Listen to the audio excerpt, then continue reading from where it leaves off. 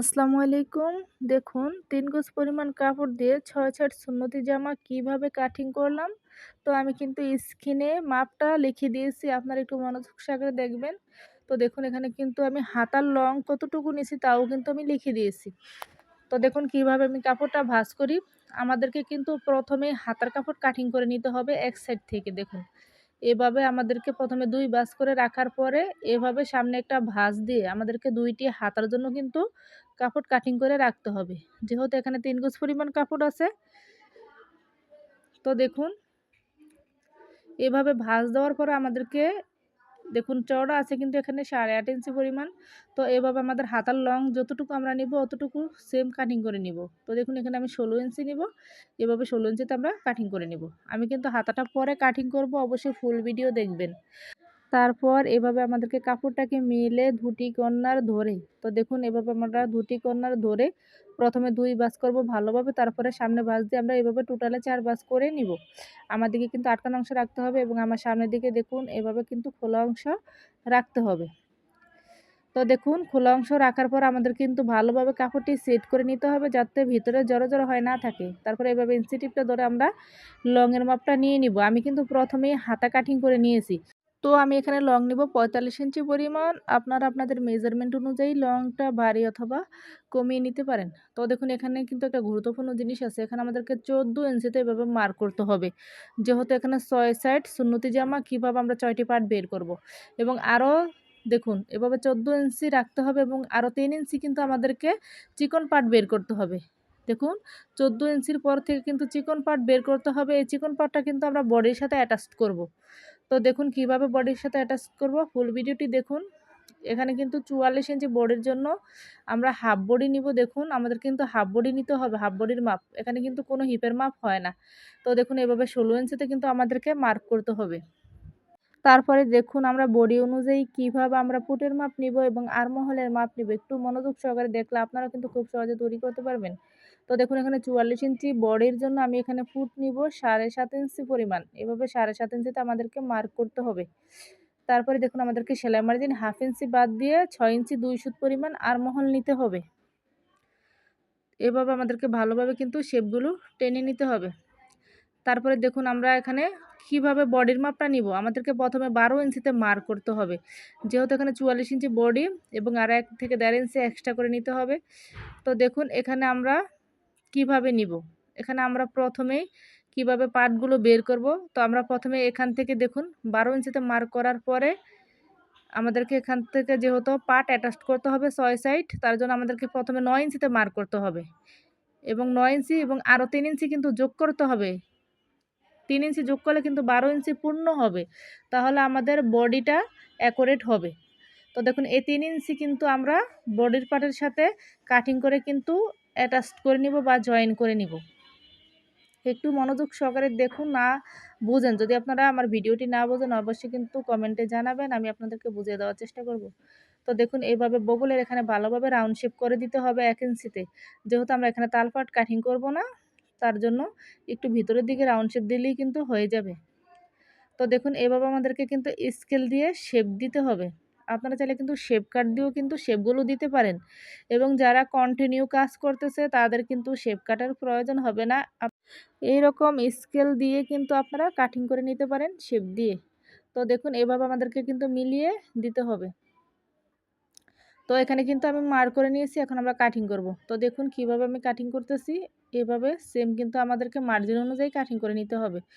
আপনারা যারা লাইভে কাজ শিখতে চান অবশ্যই পেজটি কিন্তু ফলো দিয়ে পাশে থাকবেন এবং আমার পেজের সাথে কিন্তু অ্যাক্টিভ থাকবেন। তো দেখুন এখানে ৭ ইঞ্চি পরিমাণ কিন্তু কাপড় বের হয়েছে বগলের এখান থেকে। এই ৭ ইঞ্চি আমরা এভাবে নিচের দিকে দিয়ে দিব। তাহলে কিন্তু আমাদের ঘেরটা বাড়তি হবে বা ঘেরটা অ্যাকুরেট হবে। তো দেখুন এই চিকন পার্টটা আমরা এভাবে জয়েন করব। এই পদ্ধতিটি কিন্তু খুবই সহজ, একদম সহজ। তো দেখুন এখানে ১১ ইঞ্চি আসে, ৪৪ ইঞ্চি বডিকে ৪ ভাগ করলে এবং আরও ২ ইঞ্চি কিন্তু এক্সট্রা পাশে থেকে যায়। তো দেখুন আমার কিন্তু অ্যাকুরেট হয়ে গেছে। আপনারা যদি সেম এভাবে কাটিং করেন তাহলে কিন্তু সেলাই করতে খুবই সুবিধা হবে। এবং এই পার্টগুলো কিভাবে জয়েন দিতে হবে, এই পার্টগুলো জয়েন দেওয়া কিন্তু খুবই সহজ। আপনারা সেলাই দেখলে কিন্তু খুবই সহজে বুঝতে পারবেন। তো দেখুন এখানে ঘেরটা দেখুন, এখানে কিন্তু ২০ ইঞ্চি পরিমাণ ঘের আসে। এভাবে ২০ থেকে ২১ ইঞ্চি পরিমাণ ঘের নিলে কিন্তু পারফেক্ট হবে। তো দেখুন এভাবে আমাদেরকে কিন্তু গেটা সমান করে নিতে হবে। আঁকাবাঁকা অংশ থাকলে আপনারা এভাবে কাটিং করে সমান করে নেবেন। তো দেখুন আমার কিন্তু এখন কাটিং প্রায় শেষের দিকে। এখানে চিকন 4টি পার্ট বের হবে। তো দেখুন এভাবে 4টি পার্ট এবং সুন্নতি জামার সামনের এবং পিছনের 2টি পার্ট বড় বের হবে। তো দেখুন এখন আমরা কিভাবে হাতা কাটিং করব।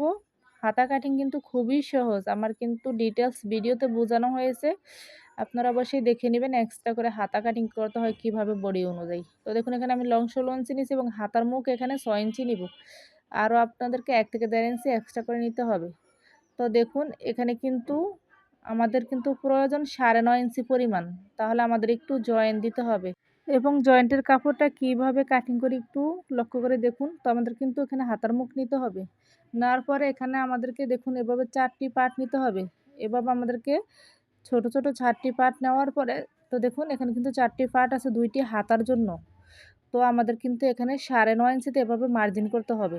9.5 ইঞ্চিতে মার্জিন করার পর আমাদেরকে এভাবে ডাউন শেপ দেওয়ার জন্য 3 ইঞ্চিতে মার্ক করতে হবে।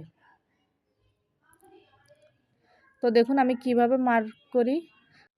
এভাবে আমাদেরকে কিন্তু মার্ক অনুযায়ী কাটিং করে নিতে হবে। তো আপনারা যদি ভিডিও থেকে কিছু শিখতে পারেন অবশ্যই আমার ইউটিউব চ্যানেল হলে সাবস্ক্রাইব করে নেবেন এবং যারা ফেসবুক পেজ থেকে দেখবেন পেজটি কিন্তু ফলো দিয়ে রাখবেন। আমি কিন্তু প্রতিদিনই ভিডিও আপলোড দেই। তো দেখুন আমরা এখন পার্টগুলো কিভাবে জয়েন দিব। এখানে আমি সুন্নতি জামার শুধু সামনের পার্টটা কমপ্লিট করে আপনাদেরকে দেখাবো। তো দেখুন এই আড়া অংশটার সাথে আমরা এই চিকন পার্টের মিল করব। তো দেখুন চিকন পার্ট কিন্তু খাড়া অংশ থাকবে। এভাবে প্রথমে সোজা দিকটা মিল করে তারপরে এভাবে উল্টিয়ে আমরা উল্টা সোজা দেখে স্টেপভাবে সেলাই দিয়ে নিব একেবারে ঘের পর্যন্ত। তো দেখুন এভাবে কিন্তু আমাদেরকে সেম 2 সাইডে জয়েন্টই কিন্তু আমাদেরকে দিতে হবে। এভাবে উল্টা সোজা দেখে খুবই সহজ। আপনি যদি বুঝেন অবশ্যই বাসায় বেশি বেশি ট্রাই করবেন যদি সত্যি কাজ শিখতে চান বা এক একটা ড্রেস তৈরি শিখতে চান। তো দেখুন এভাবে আমাদেরকে জয়েন্টটা দেওয়ার পরে তো দেখুন আমি কিন্তু জয়েন্টটা দিয়ে নিয়েছি।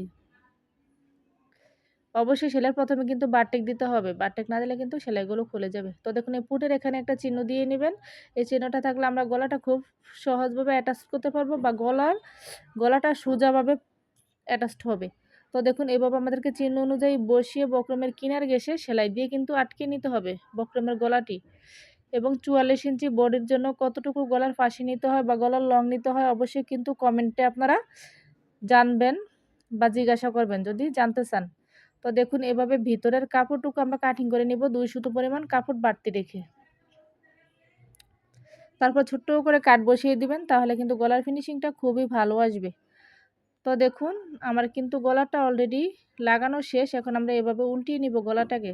এটা কিন্তু সুন্নতি জামা শুধু সামনের পার্ট। পিছনের পার্টটাও কিন্তু সেম আমাদেরকে এভাবে তৈরি করে নিতে হবে একই পদ্ধতিতে বা একই সিস্টেমে। অবশ্যই যারা লাইভে কাজ শিখতে চাইবেন অবশ্যই ফলো দিয়ে জয়েন করবেন বা কমেন্টে কিন্তু জানাবেন। তো দেখুন এভাবে আমাদেরকে উল্টা সোজা দিক রেখে সামনের পার্ট এবং পিছনের পার্ট মিল করে আমাদেরকে প্রথমে কাঁধ জয়েন করতে হবে। তারপরে এভাবে বডির মাপ দিয়ে বডিটা আমাদেরকে জয়েন করে নিতে হবে। যতটুকু আমাদের বডি প্রয়োজন হয় অতটুকু আমরা নিয়ে সেলাই করে আটকে নিব।